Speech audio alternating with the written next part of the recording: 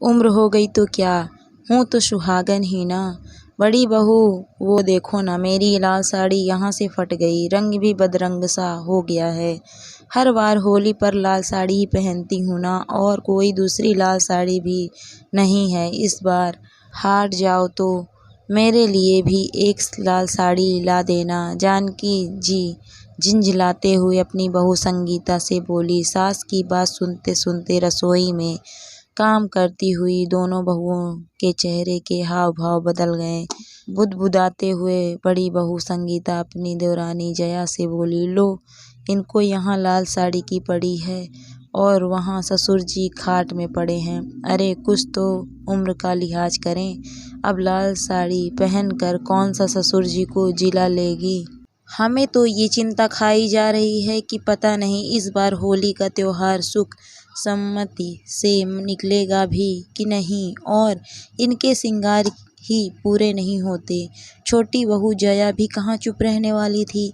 अपनी आदत के अनुसार हमेशा की तरह खर्चे की बात सुनते ही मुंह से निकल पड़ा, अरे जीजी यहाँ घर के खर्चे पूरे नहीं होते और वहाँ एक नए खर्चे की फरमाइश हो रही है। शायद उनके बुदबुदाने की वजह जानकी जी समझ रही थी। उन्होंने अपनी साड़ी के पल्लू में लगी गांठ खोलते हुए बोला, बहू ये कुछ पैसे हैं मेरे पास, इस बार की बुढ़ापा पेंशन के आए थे, मेरे और तेरे ससुर जी के कुछ बच रखे हैं।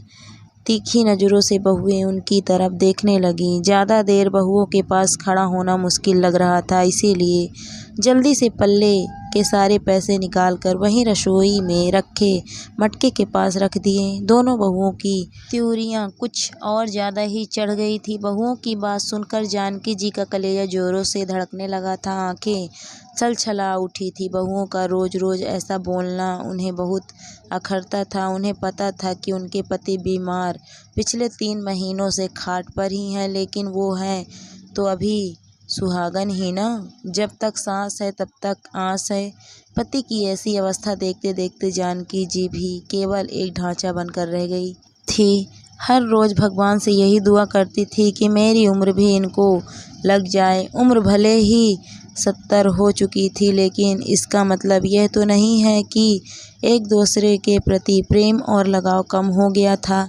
इतने वर्ष साथ गुजारने के बाद ये लगाव तो और भी मजबूत हो गया था, लेकिन शायद उनकी इन भावनाओं को समझने वाला इस घर में कोई नहीं था, क्योंकि बच्चों को हमेशा यही लगता है कि उम्र हो गई है तो एक न एक दिन तो जाना ही है।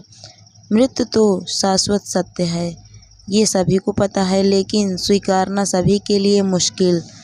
फिर उस मोह का क्या करें जिसमें जन्म के साथ इंसान बंध जाता है।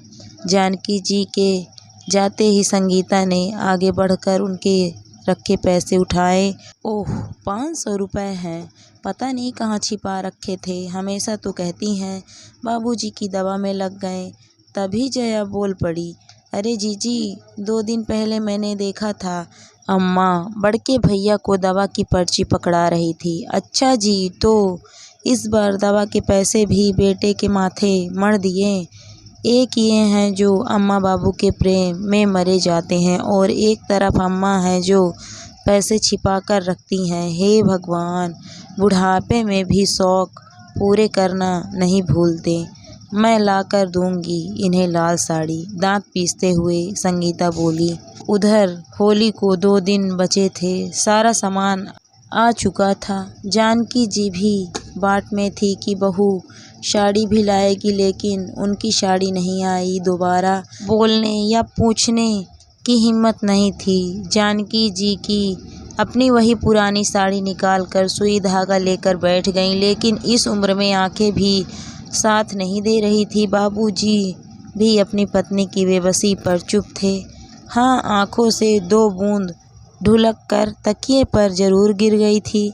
आंगन में खेलती हुई अपनी पोती को आवाज़ देकर अपने पास बुलाया और सुई दिखाते हुए बोली, बिटिया जरा इसमें धागा डाल दे।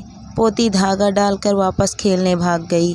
जानकी जी ने कांपते हाथों से साड़ी सिली और होली के दिन सुबह नहाकर वही साड़ी पहन ली और अपने पति के सिरहने बैठ गई। पूजा के वक्त हो चला था, लेकिन अम्मा अभी तक बैठी थी।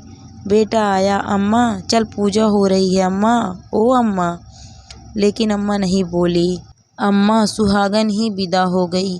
बाबूजी की आंखें भी खुली की खुली ही पथरा गई। अब ना किसी को दवा की ज़रूरत थी और ना साड़ी की।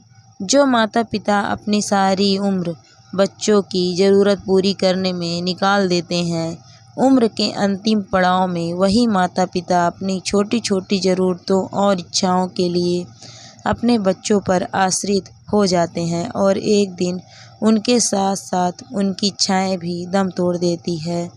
दोस्तों, आपको कहानी कैसी लगी कमेंट करके ज़रूर बताइए। कहानी पसंद आई हो तो वीडियो को लाइक शेयर करें और चैनल को सब्सक्राइब करें। वीडियो को पूरा देखने के लिए आपका बहुत बहुत धन्यवाद दोस्तों।